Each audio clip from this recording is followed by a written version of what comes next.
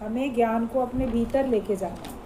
ये नहीं कि हम केवल टाइम पास करने के लिए सत्संग में आ जाएं, और ज्ञान को भीतर ले जाने के लिए हमको आज ज्ञान को समझाने वाला जीवित व्यक्ति चाहिए, आज का अवतार चाहिए, आज के अज्ञान को दूर करने के लिए। कल धूप बहुत तेज़ थी, आपको अपने कपड़े सुखाने थे, कल आपने नहीं धोए। फिर आज धूप नहीं है, बोलो कल वाली धूप मेरे काम आ जाएगी, तो आएगी क्या? चली गई तो चली गई। तो जब अवतार आते हैं, संत आते हैं, तो जो सामने होते हैं वो उनको ज्ञान देके जाते हैं, उनका ज्ञान पूरा का पूरा निवृत्त हो जाता है।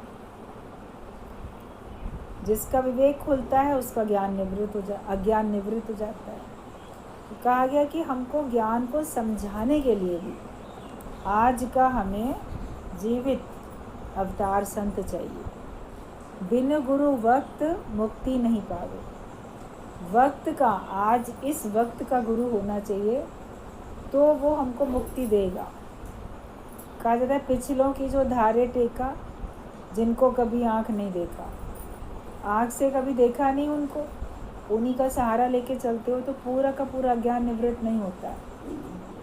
किताबें बहुत हैं, शास्त्र बहुत हैं, उनको समझाने वाला कोई होगा तभी आपकी समझ में आएंगी, वरना ना वो किताबें समझ में आएंगी, ना वो ज्ञान, ना वो शास्त्र, कुछ हमको समझ में नहीं आ सकता है। तो समझाने वाला तो आज होगा ना, और वो हमको वहाँ पकड़ के माया से खींचने के लिए भी खड़ा है। शास्त्र अकेले हैं तो गूंगे दोस्त हैं, वो तुमको टोक नहीं पाएंगे, और उनमें जो ज्ञान लिखा है आप चाहोगे तो जीवन में अपनाओगे, नहीं चाहोगे तो नहीं अपनाओगे। लेकिन सामने कोई होगा तो वो ज़बरदस्ती भी आपको सही गलत की पहचान करा के, ज़बरदस्ती भी आपको माया से हटा के परमार्थ के रास्ते पे लगाएगा, कोशिश करेगा। ताकि आप उसको सहयोग करोगे तो आप लगोगे ज्ञान के रास्ते पे, नहीं सहयोग करोगे तो नहीं लगोगे। तो हमें आज का अवतार चाहिए, आज के अज्ञान को दूर करने के लिए। हर एक चाहता है कि उसको सच्चा शिष्य मिले, लेकिन सच्चा शिष्य पाने के लिए तुमको मरना पड़ेगा। मतलब कैसे मरना पड़ेगा? अपने आप को बी नथिंग करना पड़ेगा, वरना सच्चा शिष्य नहीं मिलेगा। आप पहले झुकते हो, पहले मरते हो, पहले मिटते हो, पहले बी नथिंग होते हो, तब कोई आपको मानता समझता है और तब कोई जाके आपको समर्पित होता है। आप अहंकार करके बैठो, कुछ बन के बैठो, तो भीड़ तो बहुत मिल जाएगी, मतलब के सब यार मिल जाएंगे, लेकिन सच्चे नहीं मिलेंगे। उनको फिर जहाँ सुख मिलेगा वो वहाँ चले जाएंगे। सच्चे वो होते हैं जो सच का साथ कभी छोड़ते नहीं हैं। बाकी तो अपनी सहूलियतों से, सुखों से प्यार करने वाले सारे संसार में लोग भरे ही पड़े, संबंधी भी, मित्र भी और आपके शिष्य भी। तो उसके लिए आपको मरना पड़ेगा, मतलब कि अपने को बी नथिंग करना पड़ेगा, मिटना पड़ता है। पहले गुरु मिटता है, बाद में वो शिष्य मिटना सीखता है। हर एक को ये समझता है ना, हम ना गुरु के आगे बड़ा झुक रहे हैं, हम गुरु के आगे बड़े मर मिट रहे हैं। गुरु तो आराम से शहंशाह बन के बैठा है, रौब जमाता है, हुक्म चलाता है हमारे ऊपर, हमको अपना गुलाम बनाना चाहता है, हमको सेवाओं में लगाता है, हमसे कार्य लेता है। कुछ लोग तो शब्द इस्तेमाल करेंगे, हमको यूज़ करता है, इस्तेमाल करता है। तो ये नहीं समझ में आएगा जब तक विवेक नहीं खुला होगा कि पहले गुरु ने हमें बहुत कुछ दिया, और वो उसने ऐसे दिया कि किसी को ना देने का भाव ना लेने का पता चला। अनकॉन्शियस ऑफ गिविंग होता है। जैसे फूल है तो उससे सुगंध फैलती है, फूल सुगंध देता नहीं है, लेकिन वो सुगंधित है और उससे सुगंध फैल रही है। फूल को देने का भाव नहीं है, और हम जा रहे हैं, हमारे को सुगंध अपने आप आ रही है, हमको सुगंध लेने का भाव नहीं है। हवा के झोंके से वो सुगंध हम तक पहुंच रही है, तो हमें उसको लेने का भी भाव नहीं कि मैं खास सुगंध ले रहा हूँ, मगर हमें मिल ही रही है। अभी ऑक्सीजन चारों तरफ है, वो मिल ही रही है हमको, न देने का न लेने का भाव ही नहीं है, सहज में हमको मिलती चल जा रही है। लेकिन जब उसकी कमी होती है तब पता चलता है। खाने में, भोजन में नमक सही है, आप बस खाना बड़ा अच्छा ही है वो, लेकिन जब नमक की कमी महसूस होती है तब उसको याद करते हैं, वरना उस समय नमक को थोड़ी याद करते हैं। ये सब्ज़ी बड़ी अच्छी, ये डिश बहुत अच्छी है, बड़ी टेस्टी है, लेकिन नमक उसमें है, मगर वो ऐसे है कि आपको अलग से नमक याद नहीं है। लेकिन जब नहीं होगा नमक या चीनी या जो भी उसमें और मिर्च मसाले जो भी हैं, जिस डिश में आपको कमी जब लगेगी तब आप उसको याद करोगे, इसमें ना थोड़ी चीनी कम है, या इसमें नमक कम है, या मिर्च कम है, या खटाई कम है, जो भी आपने मसाला यूज़ किया अपने डिश में, तो वैसे रहता है तो हम भूले रहते हैं। सहज में सब मिलता रहता है तो हम भूले रहते हैं, लेकिन जब उसकी कमी लगती है तब हम उसकी तलाश भी शुरू करते हैं। हम अपने अंदर में जब अपने जीव भाव को ख़त्म कर देते हैं तब सही में आपके द्वारा बहुत कुछ होता रहता है जिसमें देने का भाव नहीं होता, और वो देता हुआ दिखता नहीं है। तुझे हाथों से ना देते हुए देखा, मगर झोलियाँ भरी देख ली। तो शिष्य को देते हुए गुरु नहीं दिखते हैं, मगर अपने जीवन को अगर वो देखेगा तो भरपूरता दिखती है। जब उसको मत देखो उसने क्या दिया क्या नहीं दिया, अपने जीवन को देखो। तुम्हें इस समय अपने अंदर भरपूरता अनुभव होती है या तुमको अपने अंदर कमी महसूस होती है। अगर आप तृप्त हो, भरपूर हो, तो किसने किया? माया में तो थे तब तो नहीं आप भरपूर हुए थे, तब तो नहीं तृप्त हुए थे, तो गुरु के ज्ञान से ही तो हुए तृप्त। और रोज़ रोज़ सुनते सुनते कब हमको आत्मा का निश्चय हो गया हमको पता ही नहीं चला। बूंद बूंद करते करते कब तुम्हारी गागर भर गई तुम्हें पता ही नहीं चला। वरना एक एक बूंद से तो नहीं हमारा गागर भर सकती है, घड़ा भर सकता है, मगर वो पड़ता रहता है, बूंद बूंद उसमें जाती रहती है, और बूंद बूंद अगर निकलती रहती है तो भी आपकी टंकी खाली हो जाती है। तो अपने अंदर हमें ज्ञान को भरते रहना है, और सहजता में आप देखोगे थोड़ा थोड़ा रोज़ रोज़ सुनते सुनते आते आते हमें पता ही नहीं चलता है। जैसे खाना रोज़ हम खाते रहते हैं, हमें पता ही नहीं चलता कब हम शक्तिशाली बन गए, कब हमारे शरीर में शक्ति आ गई।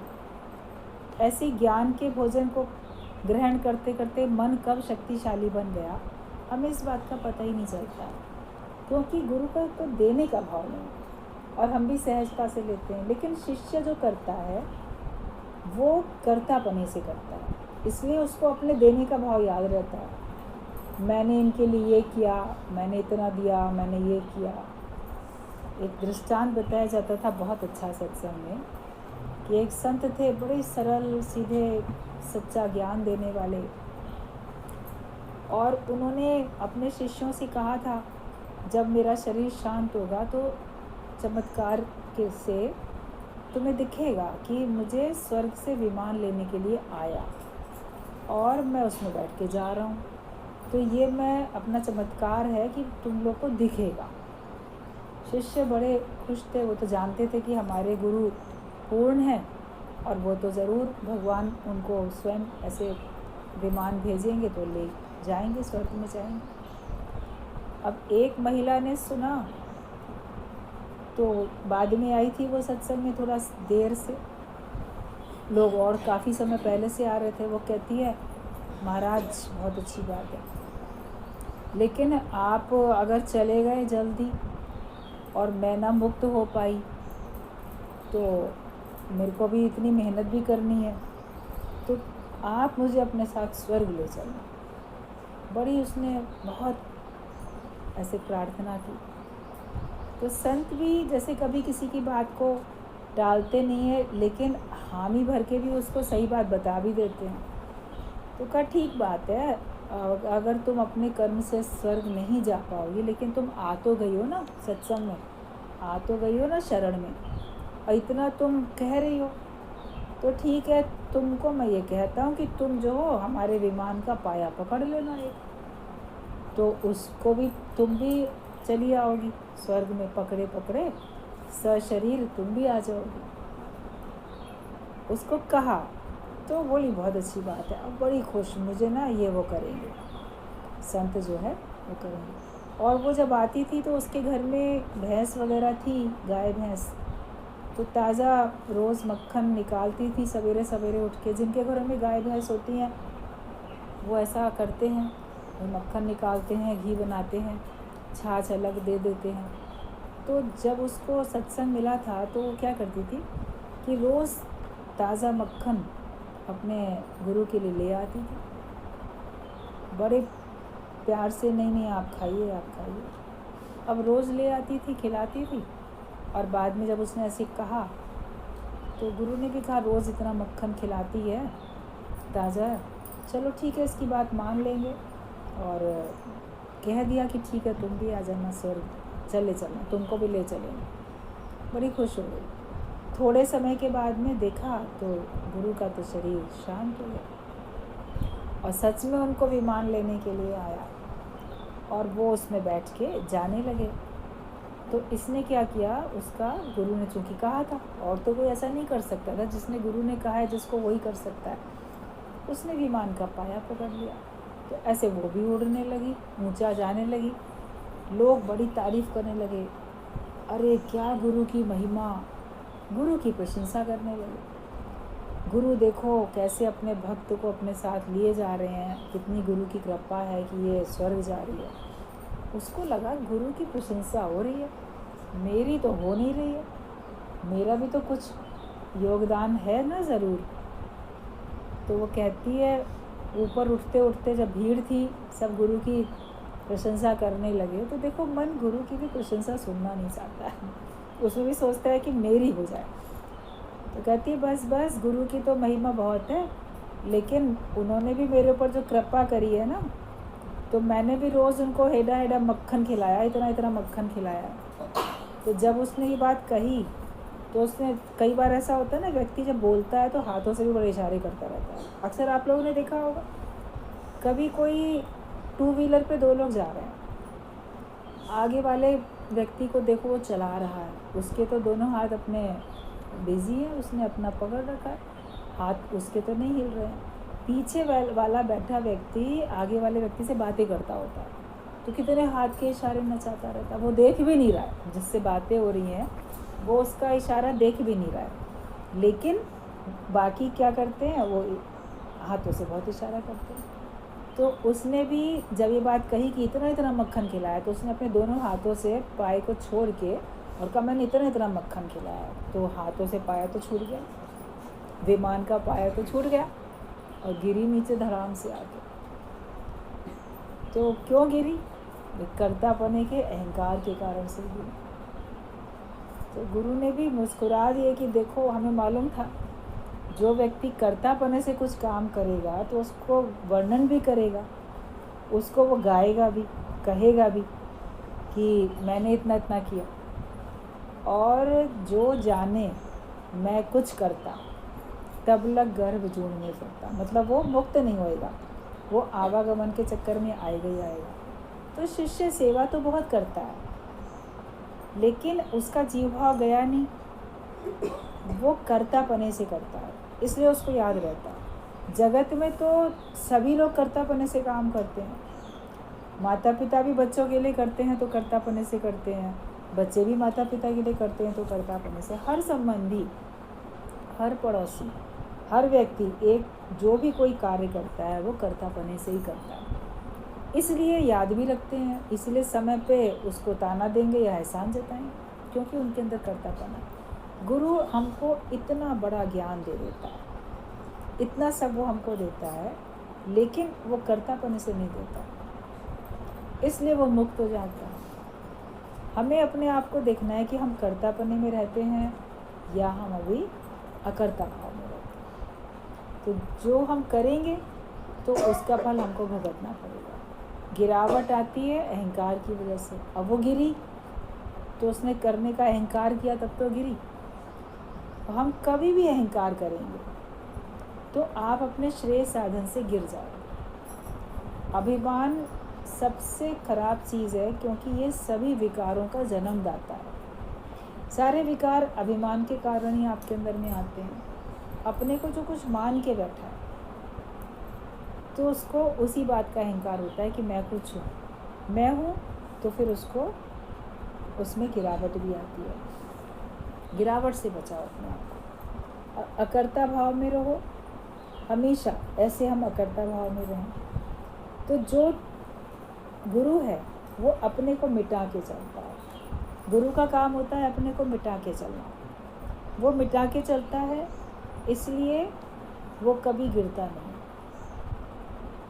हमको अगर वास्तव में ऊंचा उठना है तो अपने को निरहंकारी बनाना होगा, अपने को अकर्ता भाव में लाना होगा। अगर हमसे कुछ हो रहा है, अच्छा हो रहा है, तो भगवान की कृपा जानो, ईश्वर की कृपा है, उसका धन्यवाद दो कि भगवान ने तुमको इस लायक बनाया कि तुम कुछ कर सकते हो। वरना कितने तो लाचार हैं, वो सोचते काश मेरा शरीर ठीक होता तो मैं दूसरों से सेवा ना लेता, बल्कि मुझे दूसरों की सेवा मैं कर पाता। काश मेरे पास धन होता तो मैं किसी की मदद कर पाता, मैं किसी से मुझे मांगना नहीं पड़ता, बल्कि मैं दूसरों को दे पाता। तो जब कमी होती है तब तो सोचते हैं, लेकिन जब होता है तो अहंकार करते हैं। ज्ञान हमको अभिमान से ही छुड़ाता है, सच्चा ज्ञान वही है। और अभिमान नहीं होगा तो आपके अंदर नम्रता भाव होगी ही होगी। सच्ची जो विद्या है वही आपको विनम्रता देती है, वही आपको नम्रता देती है। वरना बहुत पढ़े लिखे जितने होते जाते हैं अहंकारी भी होते जाते हैं। मैं इतना बड़ा जज हूँ, मैं इतना बड़ा डॉक्टर हूँ, मैं इंजीनियर हूँ, मैं IAS हूँ, मैं ये हूँ, मैं वो हूँ। बहुत होता है, पढ़ाई तो बहुत की, मगर पढ़ाई तो वो हुई, क्या उससे नम्रता आई? अगर नम्रता नहीं आई तो वो पढ़ाई आपकी व्यर्थ है। ब्रह्म ज्ञान ही एक ऐसा ज्ञान है जिससे हमको नम्रता मिलती है, वरना कोई भी किसी को भी नम्रता भाव में ला नहीं सकता। और बिना ब्रह्म ज्ञान सुने कोई अपने मन को मोड़ नहीं सकता। मन को मोड़ने की कला जिसको आई, समझो ज्ञान उसके भीतर गया है और ज्ञान ने अपना प्रभाव उसके ऊपर असर डालना शुरू कर दिया। दवाई खाते हो उसका असर होने लग जाता है तो आपको आराम मिलता है अपनी बीमारी में। तो अज्ञानता की बीमारी से छूटना है तो ज्ञान की औषधि हमको लेनी पड़ेगी। ब्रह्मज्ञानी के जीवन में परिस्थितियाँ आती हैं पर वो बेअसर हो जाती हैं, क्योंकि वो अपने को मिटा के बैठा है, वो अपने को मार के बैठा है, मिटा के बैठा है। परिस्थितियाँ तो उसके जीवन में बहुत आती हैं। अगर कोई ब्रह्मज्ञानी का संग करेगा तो वो जानेगा कि पल पल में इसके जीवन में कितनी परेशानियाँ आ रही हैं, मगर वो कहीं दिखती नहीं है किसी को।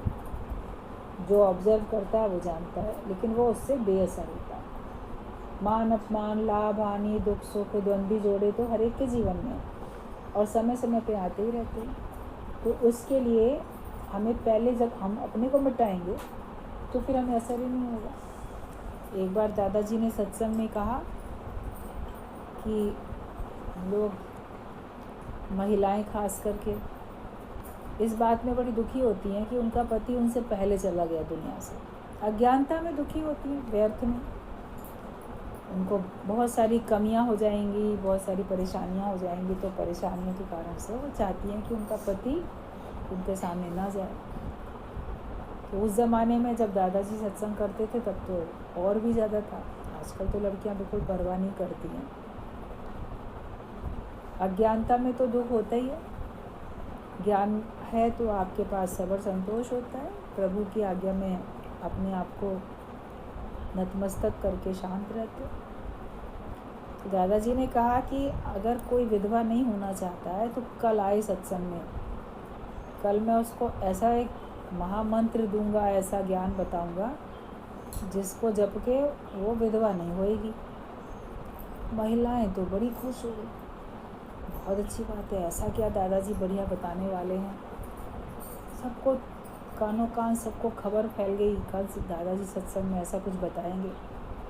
अगले दिन सत्संग में जितने सत्संगी थे सब अटेंडेंस 100%, वरना कोई कभी आया कभी नहीं आया, सब पूरे भरपूर, सब जितने भी थे तत्परता से बैठे थे सुनने के लिए। दादाजी ने तो ज्ञान शुरू किया, जो रोज़ सुनाते थे ज्ञान सुना रहे थे। बीच में एक बोली, दादाजी आपने कहा था कि बताएंगे ऐसा ज्ञान जिससे कि हम विधवा ना हुए तो वो आप महामंत्र कब बताएंगे? बोले भी बता रहे हैं, बताने वाले हैं, रुक जाओ। तो फिर उन्होंने क्या कहा? बोले कि देखो, जब तुम जितने भी बैठे हो, जिन जिन का पति है, तो वो तुम लोग सब अपने को सुहागन कह रही हो। और अगर आज तुम मर जाओगी तो तुम्हारा पति तो जीवित है, तो तुम सुहागन ही तो मरोगी ना, विधवा होके थोड़ी मरी। तो कौन कौन जितनी है सुहागने हैं सब।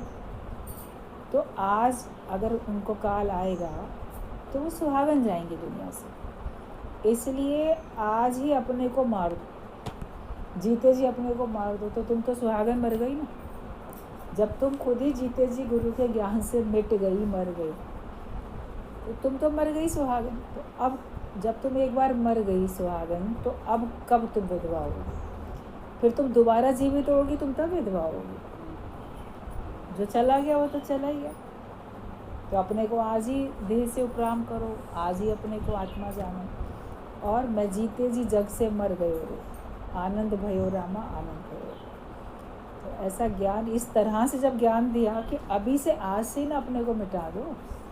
आज मान लो आप बड़े सुखी हो, आप सोचते हो आगे दुख ना आए, तो आज अपने को मिटा दो।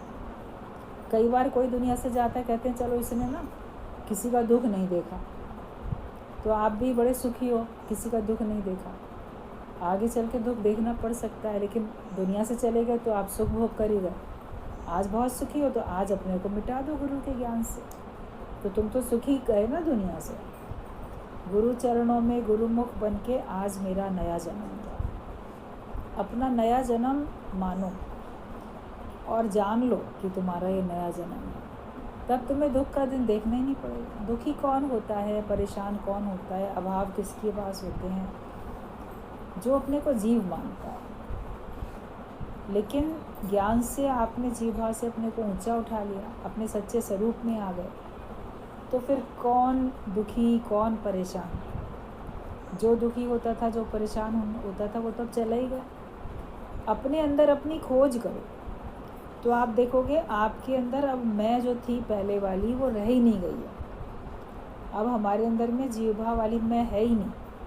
जैसे गुरु ने मुझको नया बना दिया और अब मैं नया हूँ। जैसे पिछले जन्म की बातें मुझसे सब भूल गई, ऐसे अज्ञानता के जीवन की बातें मेरे ऊपर अब लागू नहीं होती हैं। मैं उनसे उपराम हो चुका हूँ। एक नाटक में आपने कोई भी रोल किया, फिर आप दूसरा नाटक कर रहे हो, तो पहले वाले नाटक के डायलॉग और जो आपकी उसमें जो भी रोल था वो सब खत्म हो जाता है। दूसरे में आपका नाम भी दूसरा, आपके डायलॉग भी दूसरे, आप कुछ और बनते हो। तो ज्ञान में आने के बाद अब अपने आप को मानो तो गुरु का भक्त मानो। अब अपने को जानो तो गुरु का शिष्य जानो।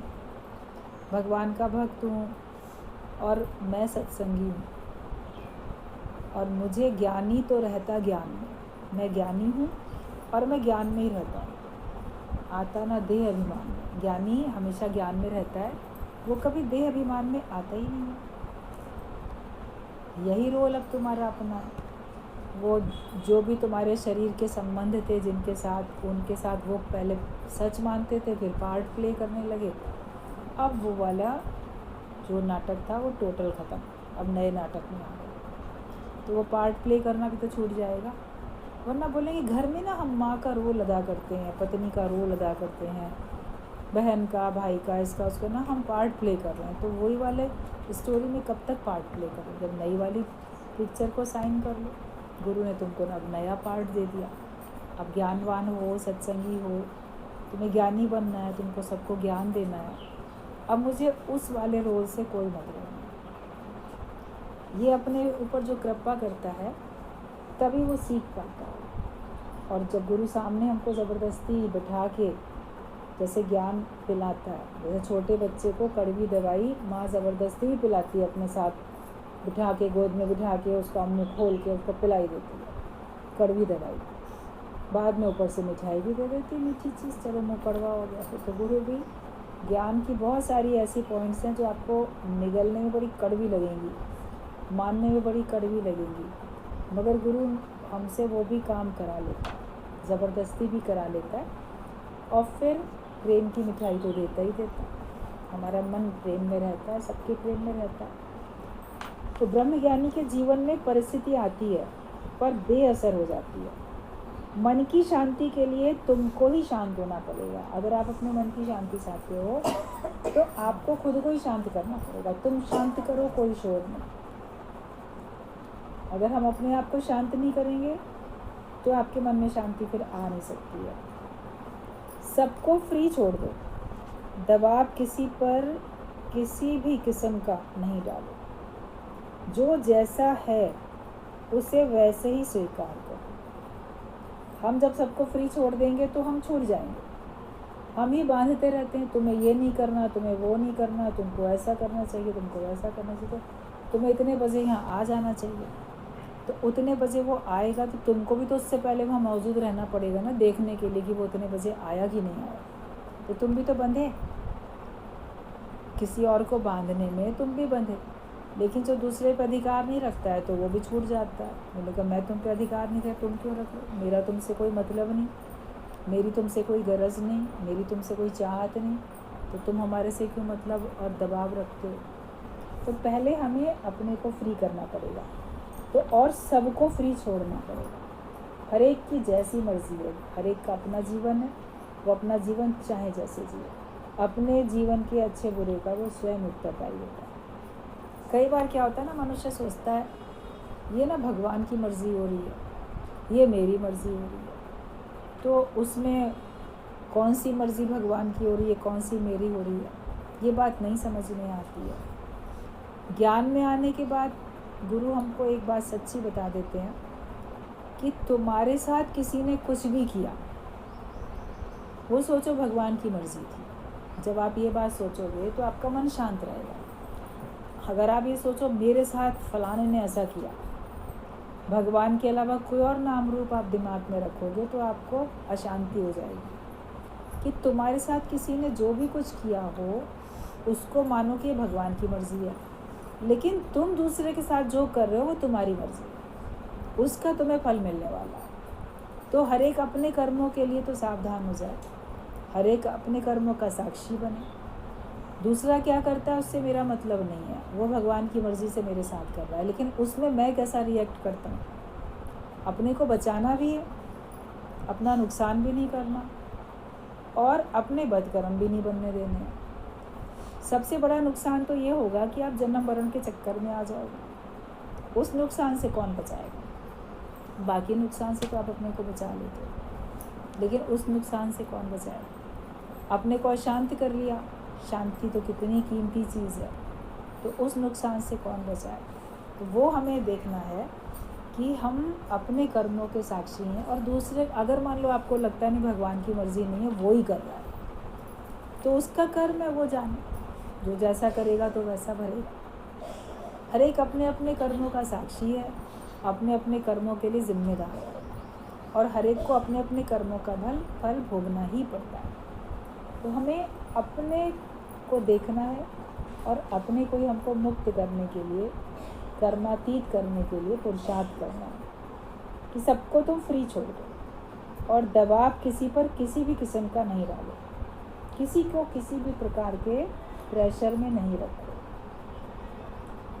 जो जैसा है उसे वैसे ही स्वीकार करो। आप सोचते हो इसको ऐसा नहीं ऐसा होना चाहिए, इसको ऐसे सुधर जाना चाहिए, इसको ऐसे बदल जाना चाहिए, लेकिन जो जैसा है तुम्हारे सामने, अगर अपने मन की शांति चाहते हो उसको एज इट इज़ वैसे ही स्वीकार कर दो। ठीक है, जैसा है ठीक है।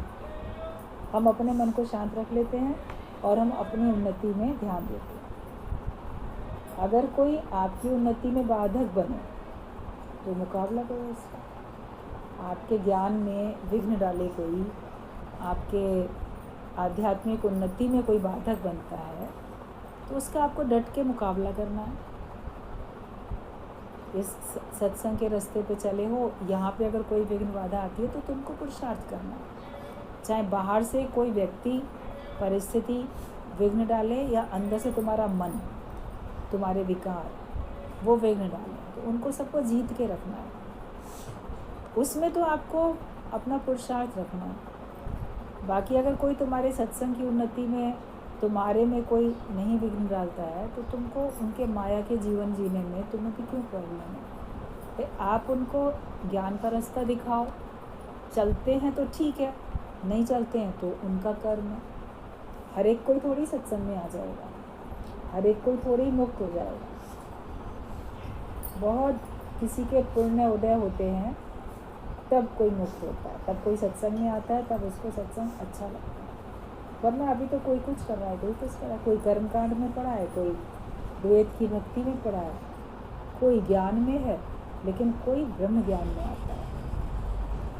ज्ञान में भी लोग अटक जाते हैं, शास्त्र वासना हो जाती है, लेकिन कोई ब्रह्म में टिकता है।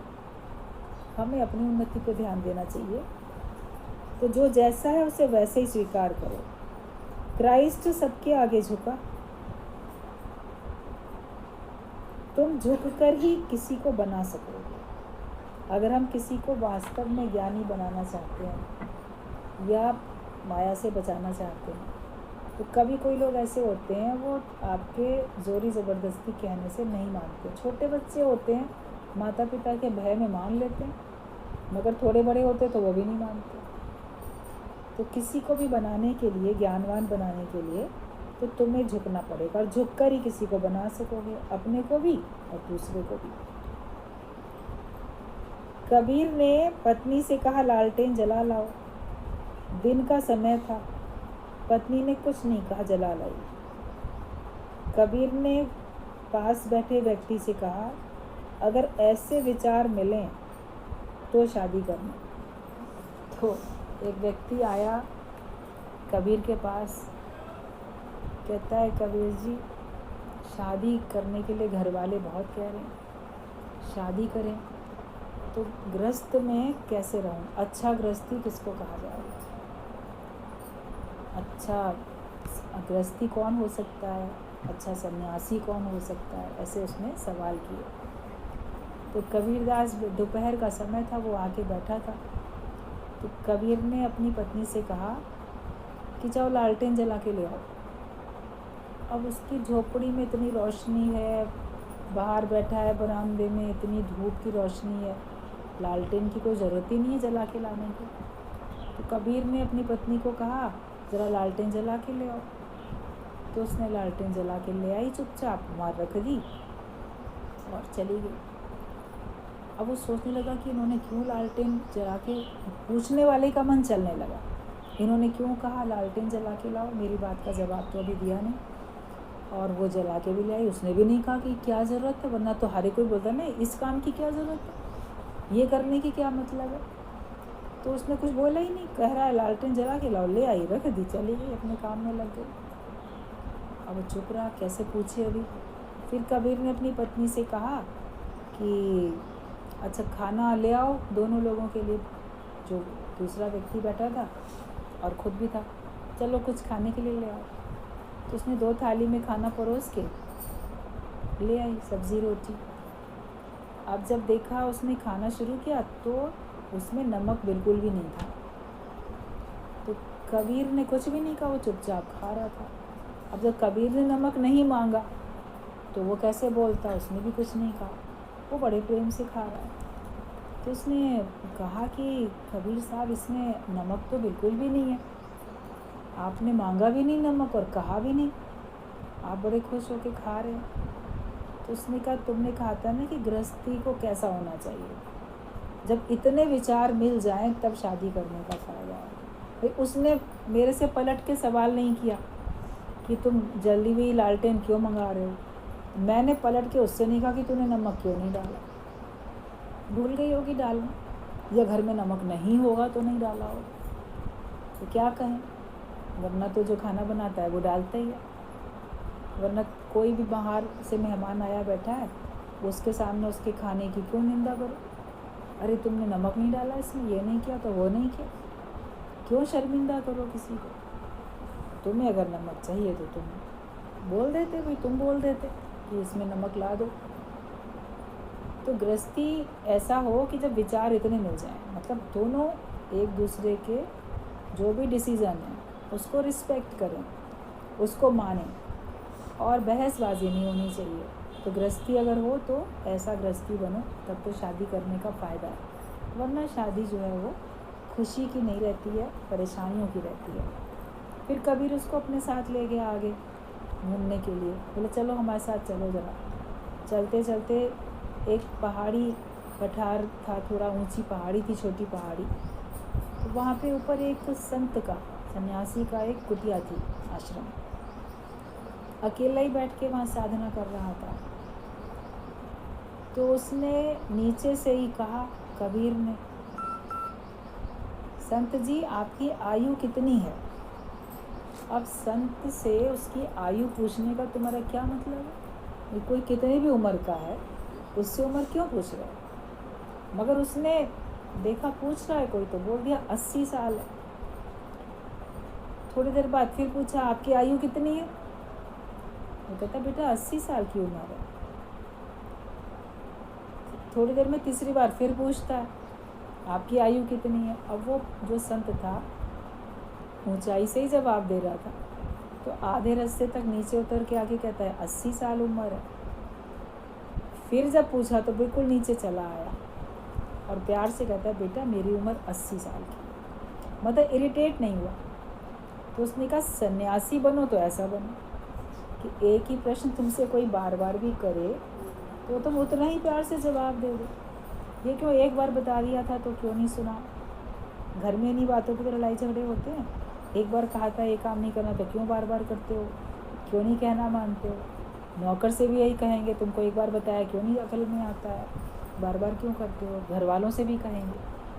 तो फिर ना तो हम अच्छे गृहस्थी बनते हैं, ना हम अच्छे सन्यासी बनते हैं। ज्ञान में आने के बाद हम सचमुच में जिसकी जो भी परिस्थितियाँ हैं, जैसा भी है, उसमें वो अच्छा बनने के लिए पुरुषार्थ करता है। और एक टाइम आता है कि आप देखते हो कि आपका जीवन ज्ञानियों के जैसा होता चला जा रहा है।